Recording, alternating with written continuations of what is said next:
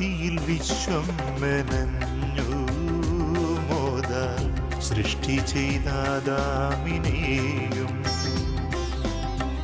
രക്ഷയായി മണ്ണിലണഞ്ഞു പ്രാവായി അഗ്നിയായി തന്നാത്മവർഷം.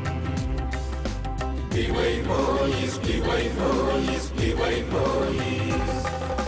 Hallelujah, hallelujah, hallelujah. Hallelujah, ഓശാന സ്തോത്ര ഗീതിയാൽ എല്ലാരും വാഴ്ത്തുന്നൊരത്വൈകനാദം. Divine voice, divine voice, divine voice.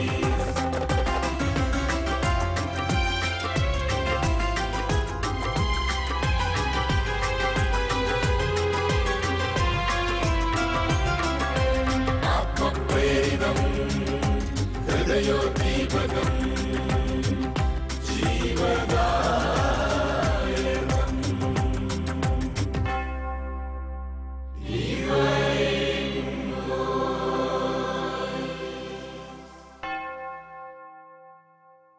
ലോകമെമ്പാടും വചനം ശ്രവിച്ചുകൊണ്ടിരിക്കുന്ന ഡിവൈൻ വോയിസിൻ്റെ എല്ലാ പ്രേക്ഷകർക്കും ഹൃദ്യമായ സ്വാഗതം.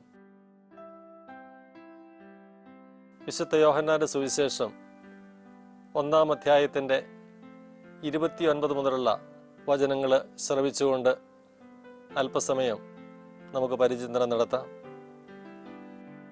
യോഹന്നാന്റെ സുവിശേഷം 1-ാം അധ്യായം 29 മുതൽ 34 വരെ തിരുവചനങ്ങൾ.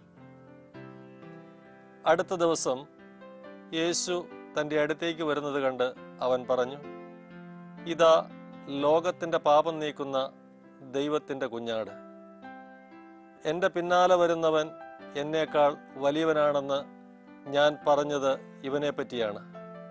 കാരണം എനിക്ക് മുൻപ് തന്നെ ഇവനുണ്ടായിരുന്നു, ഞാനും ഇവനെ അറിഞ്ഞിരുന്നില്ല. എന്നാൽ ഇവനെ ഇസ്രായേലിന് വെളിപ്പെടുത്താൻ വേണ്ടിയാണ് ഞാൻ വന്ന് ജലത്താൽ സ്നാനം നൽകുന്നത്. ആത്മാവ് പ്രാവിനെ പോലെ സ്വർഗത്തിൽ നിന്നിറങ്ങി വന്ന് അവൻ്റെ മേൽ ആവസിക്കുന്നത് താൻ കണ്ടു എന്ന് യോഹന്നാൻ സാക്ഷ്യപ്പെടുത്തി. ഞാൻ അവനെ അറിഞ്ഞിരുന്നില്ല. എന്നാൽ ജലം കൊണ്ട് സ്നാനം നൽകാൻ എന്നെ അയച്ചവൻ എന്നോട് പറഞ്ഞിരുന്നു, ആത്മാവ് ഇറങ്ങി വന്ന് ആരുടെ മേൽ ആവസിക്കുന്നത് നീ കാണുന്നുവോ അവനാണ് പരിശുദ്ധാത്മാവ് കൊണ്ട് സ്നാനം നൽകുന്നവൻ. ഞാനത് കാണുകയും ഇവൻ ദൈവപുത്രനാണ് എന്ന് സാക്ഷ്യപ്പെടുത്തുകയും ചെയ്തിരിക്കുന്നു. ഈശോയിൽ ഏറെ സ്നേഹിക്കപ്പെടുന്ന പ്രിയ സഹോദരങ്ങളെ, ദനഹാകാലത്തിലെ 3-ാമത്തെ ഞായറാഴ്ച തിരുസഭാ മാതാവ് നൽകിയിരിക്കുന്ന വചനഭാഗങ്ങൾ നമുക്ക് പരിചിന്തനം ചെയ്യാം. പഴയ നിയമത്തിലെ സംഖ്യയുടെ പുസ്തകം 11-ാം അധ്യായത്തിൻ്റെ 11 മുതൽ 20 വരെയുള്ള വചനങ്ങൾ നമ്മുടെ പരിചിന്തനത്തിനായിട്ട് നീട്ടിവെക്കുന്നുണ്ട്. അവിടെ നമുക്കറിയാം, തിരഞ്ഞെടുക്കപ്പെട്ട ഒരു ജനത വാഗ്ദത്ത നാട്ടിലേക്ക് അവരെ നയിക്കുന്നതിനായിട്ട് ദൈവം മോശയെ പ്രത്യേകമായിട്ട് നിയോഗിക്കുന്നുണ്ട്. ആ യാത്രയിൽ ജനം മോശയ്ക്കെതിരായിട്ട് പിറുപിറുക്കുമ്പോൾ മോശ ദൈവത്തിൻ്റെ അടുത്ത് ആവലാതി പറയും. ഇവരെ മുഴുവനും വഹിക്കുവാനായിട്ട് ഞാൻ എന്താണ് ചെയ്തത്, എനിക്കെന്താണ് ഉത്തരവാദിത്വം, ഞാനാണോ ഇവരെ ഗർഭം ധരിച്ചത് എന്ന് തുടങ്ങുന്ന കുറെ ചോദ്യങ്ങൾ മോശ ദൈവത്തിൻ്റെ മുമ്പിൽ ഉയർത്തും. എന്നിട്ട് പറയുകയാണ്, എൻ്റെ ശക്തിക്ക് അതീതമാണ് ഇവരെ നയിച്ചു കൊണ്ടുപോവുക എന്നത്. അതുകൊണ്ട് നീ എന്തെങ്കിലും ചെയ്യണം, അല്ലെങ്കിൽ എന്നെ തന്നെ ഇല്ലായ്മ ചെയ്താലും തിരക്കേടില്ല എന്നാ മോശ പറയുക. അവിടെ ദൈവം ആ വലിയ ഭാരം എടുത്തു മാറ്റുന്നില്ല, മറിച്ച് ഏതാനും സഹായികളെ നൽകിക്കൊണ്ട് മോശയോട് പറയും, ജനത്തിൽ നിന്നും 70 പേരെ പ്രത്യേകമായിട്ട് തിരഞ്ഞെടുക്കാനായിട്ട്. ആ 70 പേരെ തിരഞ്ഞെടുത്തിട്ട് ഒരു കൂട്ടുത്തരവാദിത്വത്തോടു കൂടി അവരെ നയിക്കാനായിട്ടുള്ള മാർഗങ്ങളാണ് ഒരുപക്ഷെ ഇന്നത്തെ നമ്മുടെയൊക്കെ ബിസിനസ് മാനേജ്മെന്റ് പ്രാവർത്തികമാക്കുകയാണ്. ഒരാൾ തന്നെ ആ ഭാരം വഹിക്കാൻ ബുദ്ധിമുട്ടാണെന്ന് പറയുമ്പോൾ 70 പേരെ തിരഞ്ഞെടുത്ത് ആ ഉത്തരവാദിത്വങ്ങൾ അവർക്ക് ഭാഗിച്ചു നൽകിക്കൊണ്ട് മോശയെ ആ വലിയ ഉത്തരവാദിത്വം ധൈര്യമായിട്ട് മുന്നോട്ട് പോകാനായിട്ട് പ്രേരിപ്പിക്കുന്ന ഒരു സംഭവമാണ് നമ്മൾ അവിടെ കാണുക. അപ്പോൾ വാഗ്ദത്ത നാട്ടിലേക്ക് മോശ ജനത്തെ നയിക്കുമ്പോൾ തൻ്റെ ബുദ്ധിമുട്ടുകള്, പരാതികള്, ആവലാതികള്, പ്രതിസന്ധികള് ദൈവത്തിരുമുമ്പിൽ മോശ അറിയിക്കും. ഒരിക്കലും ആ ഭാരമെടുത്ത് മാറ്റുകയല്ല, മറിച്ച് എങ്ങനെ ഈ ഭാരം വഹിക്കാൻ സാധിക്കും എന്നുള്ളത് ദൈവമായ കർത്താവ് മോശയ്ക്ക് കാണിച്ചു കൊടുക്കുകയാണ്, കുറച്ചുപേരെ സഹായത്തിന് നൽകിക്കൊണ്ട്. ഇത് വലിയൊരു സന്ദേശം തരുന്നുണ്ട്. നമ്മുടെയൊക്കെ ജീവിതങ്ങളില്, നമ്മുടെ ജീവിതയാത്രയില് ഇതുപോലുള്ള പ്രതിസന്ധികൾ ഉടലെടുക്കുമ്പോൾ എന്ത് ചെയ്യണം അറിയാതെ നിരാശയുടെ പടുകുഴിയിലേക്ക് വഴുതി വീഴും. ചിലപ്പോൾ ഉത്തരം കിട്ടാത്ത ചില ചോദ്യങ്ങൾ നമ്മുടെ മനസ്സിൽ കടന്നു വരും.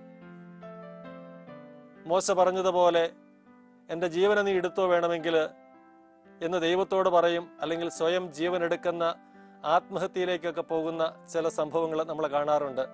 ഒരുപക്ഷെ പ്രതിസന്ധികളെ തരണം ചെയ്യാനായിട്ടുള്ള ശക്തി ചോർന്നു പോകുമ്പോൾ. ഇവിടെയാണ് ദൈവത്തോട് കാര്യം അറിയിക്കുമ്പോൾ സഹായികളെ നൽകിക്കൊണ്ട് ശക്തിപ്പെടുത്തുന്ന, ബലപ്പെടുത്തുന്ന കർത്താവായ ദൈവത്തെ നമ്മളിവിടെ കാണുന്നുണ്ട്. ഒന്നാമത്തെ വായനയിലൂടെ മനോഹരമായിട്ടുള്ള ഈ ഒരു ചിത്രമാണ് നമ്മുടെ മുമ്പിലേക്ക് വരച്ചു വയ്ക്കുക. രണ്ടാമത്തെ വായന ഹെബ്രായ ലേഖനത്തിലും പറയുന്നുണ്ട്, വചനം എല്ലാവർക്കും ഒരുപോലെ നൽകപ്പെടുന്നു.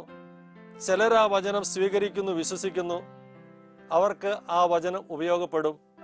സ്വീകരിക്കാത്തവർക്ക്, വിശ്വസിക്കാത്തവർക്ക് അതുകൊണ്ട് വലിയ പ്രയോജനമൊന്നും ഉണ്ടാവത്തില്ല.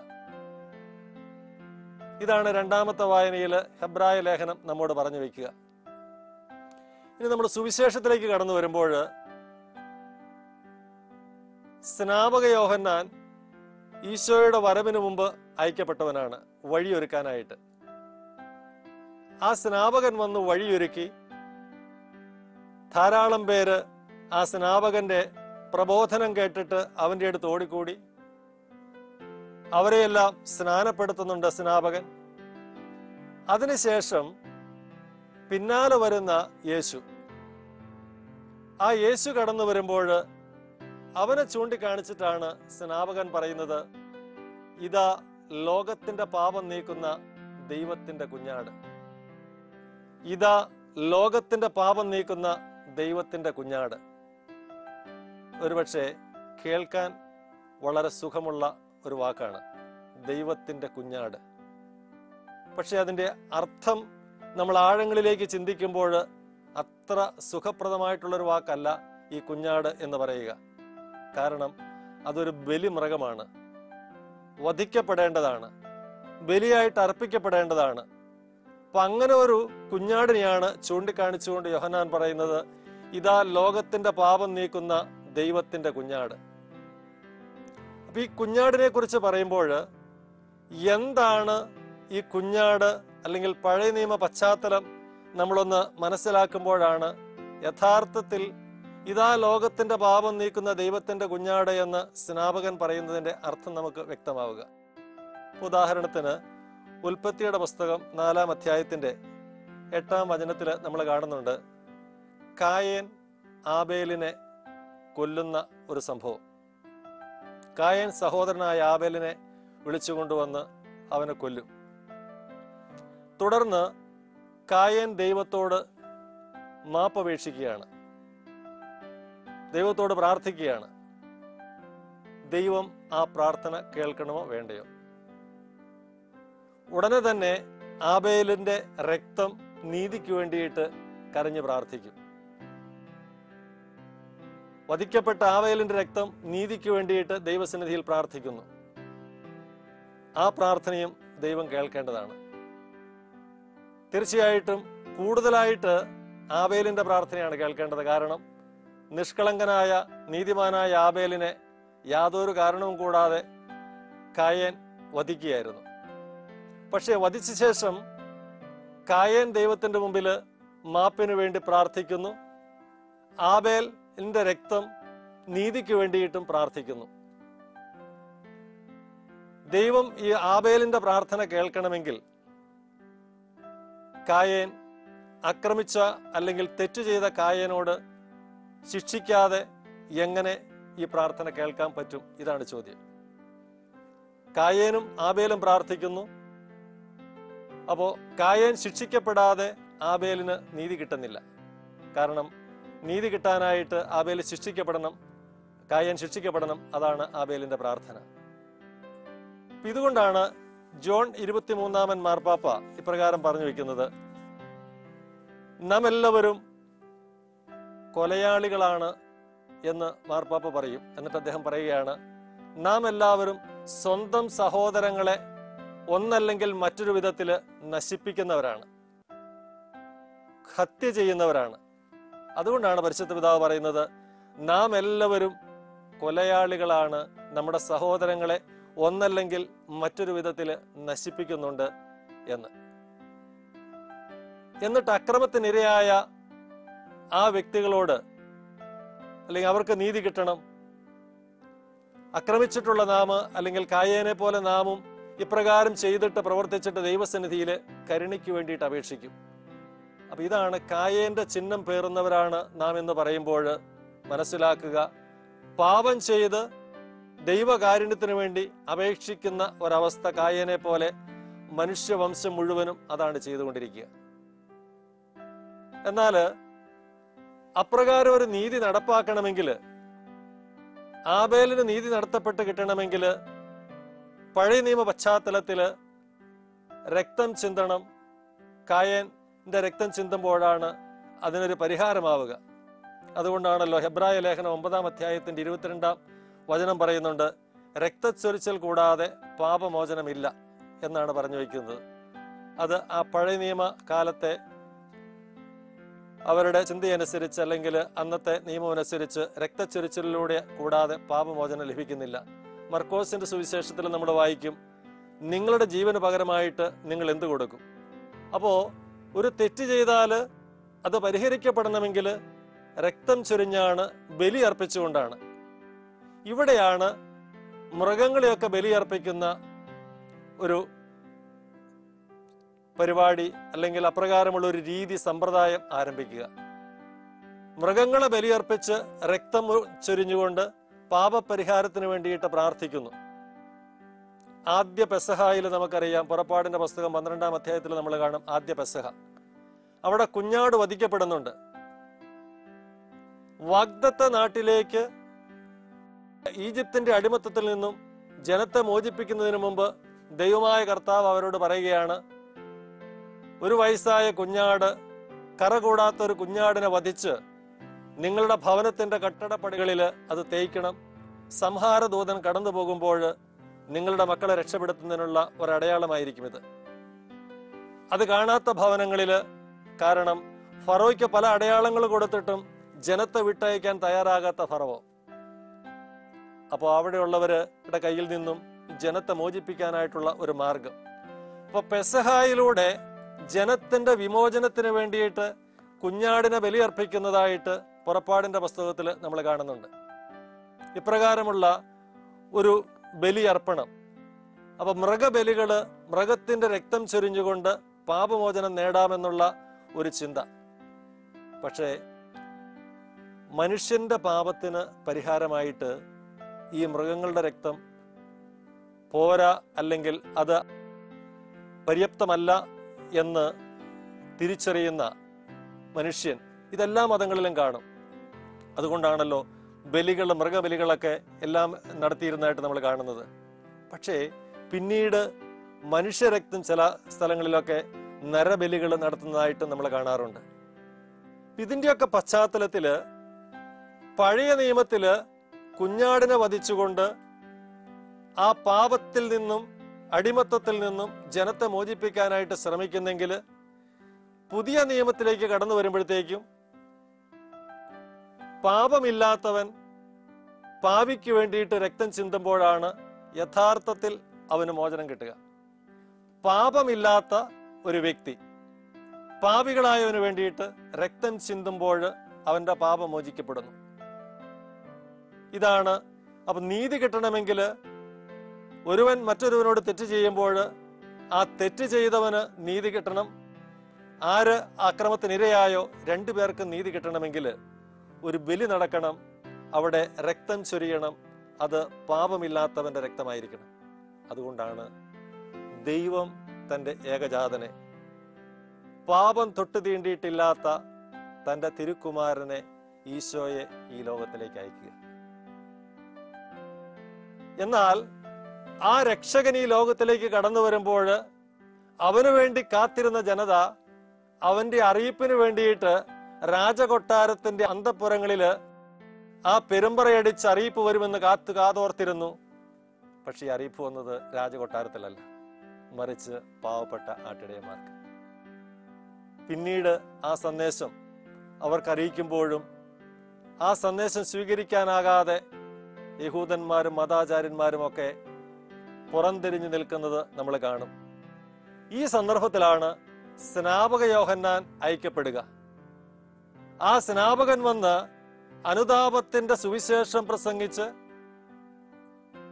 ജനം ഒന്നൊന്നായിട്ട് സ്നാപകന്റെ പിന്നാലെ വന്ന് സ്നാനം സ്വീകരിച്ച് അനുതപിച്ചുകൊണ്ടിരിക്കുമ്പോഴാണ് രക്ഷകൻ കടന്നു വരുന്നത്. അവനെ ചൂണ്ടിക്കാണിച്ചിട്ടാണ് സ്നാപകൻ പറഞ്ഞത്, ഇതാ ലോകത്തിന്റെ പാപം നീക്കുന്ന ദൈവത്തിന്റെ കുഞ്ഞാട്. ഇതാ ലോകത്തിന്റെ പാപം നീക്കുന്ന ദൈവത്തിന്റെ കുഞ്ഞാട്. പ്രിയമുള്ളവരെ, ഇത് വലിയൊരു ചൂണ്ടിക്കാട്ടലാണ്. ലോകത്തിന്റെ പാപം നീക്കുന്ന ദൈവത്തിന്റെ കുഞ്ഞാട് എന്ന് പറയുമ്പോൾ ഇതാ നിങ്ങൾ തയ്യാറാണോ ഇവനെ അനുഗമിക്കുവാനായിട്ട് എന്നുള്ളൊരു ചോദ്യം കൂടിയാണ് സ്നാപകൻ അവരുടെ മുമ്പിലേക്ക് വെച്ചു കൊടുക്കുക. നമുക്കറിയാം, സ്നാപക യോഹന്നാൻ തന്നെ വലിയ ഒരു താപസനാണ്. അദ്ദേഹത്തിന്റെ ജീവിത രീതി നമ്മൾ കാണുന്നുണ്ട്. അപ്പൊ അദ്ദേഹത്തിന്റെ അനുയായികളായിട്ട് അദ്ദേഹത്തിന്റെ പിന്നാലെ ഒരുമിച്ചിരിക്കുന്ന വലിയൊരു ജനസമൂഹം, അവരോടാണ് സ്നാപകൻ പറയുന്നത്, ഇതാ ലോകത്തിന്റെ പാപം നീക്കുന്ന ദൈവത്തിന്റെ കുഞ്ഞാട്. ഞാൻ ആദ്യം സൂചിപ്പിച്ചല്ലോ, കുഞ്ഞാട് എന്ന് പറയുമ്പോൾ കേൾക്കാൻ സുഖമുണ്ടെങ്കിലും അതിന്റെ അർത്ഥം അത്ര സുഖമുള്ളതല്ല. കാരണം വധിക്കപ്പെടേണ്ട, അറക്കപ്പെടേണ്ട ബലിയാടാണ് ഈ കുഞ്ഞാടെന്ന് പറയുന്നത്. അപ്പൊ യേശുവിനെ കാണിച്ചിട്ട് പറയുകയാണ്, ഇതാ ലോകത്തിന്റെ പാപം നീക്കുന്ന ദൈവത്തിന്റെ കുഞ്ഞാട് എന്ന് പറയുമ്പോൾ ഇതാ വധിക്കപ്പെടാനുള്ളവൻ എന്ന് പറഞ്ഞിട്ടാണ് പറയുന്നത്, ഇവനെ അനുഗമിക്കാൻ നിങ്ങൾ തയ്യാറാണോ? എങ്കിൽ അവന്റെ പിന്നാലെ പോകാം. എന്ന് വെച്ചാൽ യാതൊരുവിധ സുരക്ഷിതത്വവും ഇല്ലാത്ത ഒരു ജീവിതം ആണ് യോഹന്നാൻ യേശുവിനെ ചൂണ്ടിക്കാണിച്ചുകൊണ്ട് വാഗ്ദാനം ചെയ്യുക. ലോകത്തിന്റെ പാപം നീക്കുന്ന ദൈവത്തിന്റെ കുഞ്ഞാട് എന്ന് പറയുമ്പോൾ ആ ഒരു വാക്കിൽ അടങ്ങിയിരിക്കുന്ന അന്തരാർത്ഥങ്ങൾ ഒത്തിരി വലുതാണ്. ഇതാ നിങ്ങൾക്ക് ഇവനെ അനുഗമിക്കാൻ നിങ്ങൾക്ക് സാധ്യമാണോ?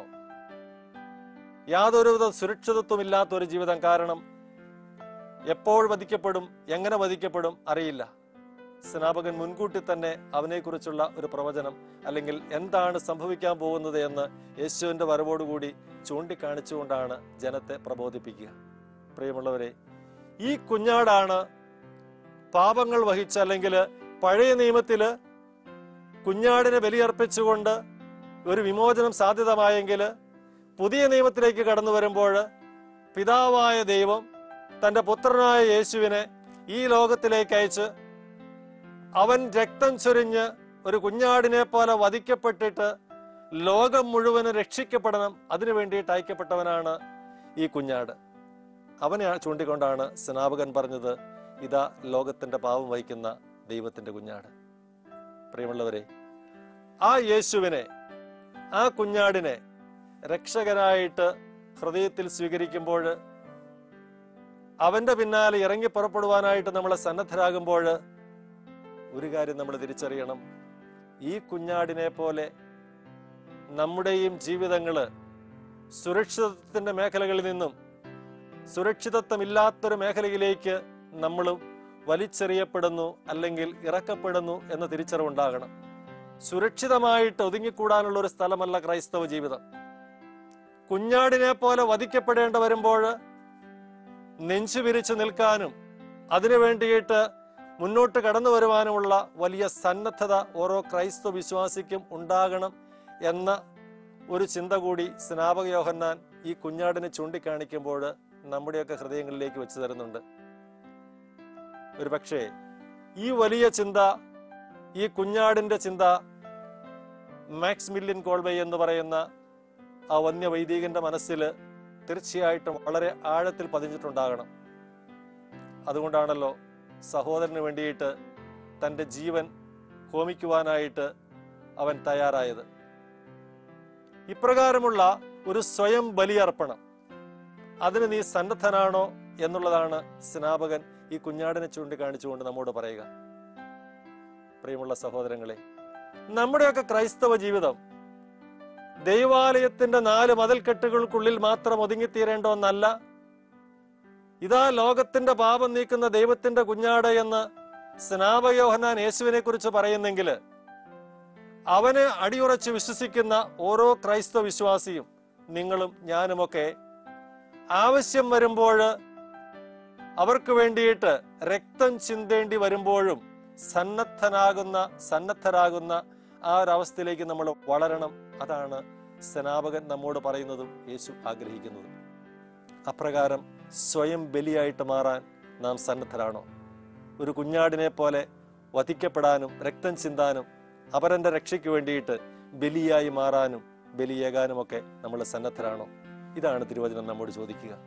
പ്രിയപ്പെട്ടവരെ, നമുക്ക് ഇന്ന് ഈ വചനം നമ്മൾ വായിച്ച് പ്രാർത്ഥിക്കുമ്പോൾ, ധ്യാനിക്കുമ്പോൾ ഒരു ചോദ്യചിഹ്നം, ഒരു വെല്ലുവിളി നമ്മുടെ മനസ്സിൽ ഉണരട്ടെ. എനിക്ക് വേണ്ടിയിട്ട് വധിക്കപ്പെട്ട കുഞ്ഞാട് ഈശോ മിശിഹ, അവന് വേണ്ടിയിട്ട്, ആ വിശ്വാസത്തിന് വേണ്ടിയിട്ട്, എൻ്റെ കൂടപ്പിറപ്പിന് വേണ്ടിയിട്ട്, എൻ്റെ ഭർത്താവിന് വേണ്ടിയിട്ട്, ഭാര്യയ്ക്ക് വേണ്ടിയിട്ട്, മക്കൾക്ക് വേണ്ടിയിട്ട്, അയൽവക്കക്കാർക്ക് വേണ്ടിയിട്ട്, എൻ്റെ നാടിന് വേണ്ടിയിട്ട് ആവശ്യമെങ്കിൽ ഞാനും ഒരു കുഞ്ഞാടിനെ പോലെ വധിക്കപ്പെടാൻ സന്നദ്ധനാണ് എന്ന് പറയാൻ പറ്റുന്ന ഒരു ചങ്കൂറ്റം നമുക്കുണ്ടാകണം. ആ വലിയ ശക്തിക്ക് വേണ്ടി നമുക്കൊന്നുയർന്ന് പ്രാർത്ഥിക്കാം. നല്ലവനായ ഈശോയെ, സ്നാപക യോഹന്നാൻ അങ്ങയെ ചൂണ്ടിക്കാണിച്ചുകൊണ്ട് ഇതാ ലോകത്തിന്റെ പാപം നീക്കുന്ന ദൈവത്തിന്റെ കുഞ്ഞാട് എന്ന് പറഞ്ഞുവല്ലോ. ആ സ്നാപകന്റെ വലിയ പ്രബോധനം ഞങ്ങളുടെയും ഹൃദയത്തിൽ സ്വീകരിച്ചുകൊണ്ട് ഞങ്ങൾക്ക് വേണ്ടി ബലിയായി തീർന്ന ആ മിശിഹായെ പോലെ വിശ്വാസത്തിനു വേണ്ടി ബലിയാകാനും അർപ്പിക്കുവാനും ത്യജിക്കുവാനും ഞങ്ങളെ ശക്തരാക്കണമേ. നിത്യം പിതാവും പുത്രനും പരിശുദ്ധാത്മാവുമായി സർവേശ്വര, ആമേൻ. മഹിയിൽ വന്നു പിറന്നൊരു നാദം, കുരിശിൽ രക്ഷയൊരുക്കിയ നാദം, മരണം പോലും ഭയന്നൊരു നാദം, കരുണാമാരി ചൊരിഞ്ഞൊരു നാദം, ഒഴുകി ഒഴുകി ധരയിൽ നീളെ നീളെ മനുജ ഹൃദയം തേടി തേടി നിരതം, ഫലം നൽകാൻ തുടികൊള്ളും വചന ശബ്ദം, ജീവശബ്ദം, സ്നേഹശബ്ദം, ദൈവശബ്ദം, ആത്മപ്രേരിതം ഹൃദയോദ്ദീപകം.